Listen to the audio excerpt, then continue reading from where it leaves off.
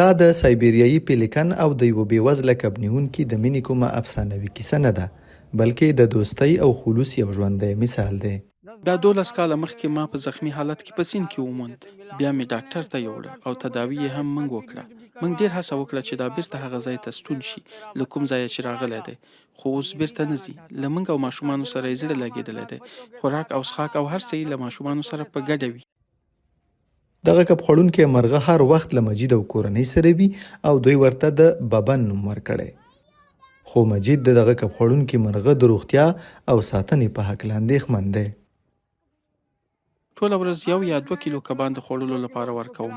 کله چې د کبانو په ښکار ولاړ شو نو دا هم را سره وي او الوزي را الوزي او په خپله خوښه خوراک کوي.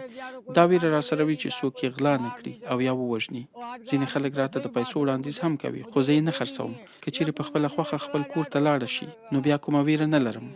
د ببن عمر هم په زیاتېدو دی او ورسره یې روغتیایي ستونزې هم پر ډېرېدو دي. اوس مهال د ببن پښه وزر خوږېږي او په دې کوچني کلي کې درملنه هم ممکنه نه ده.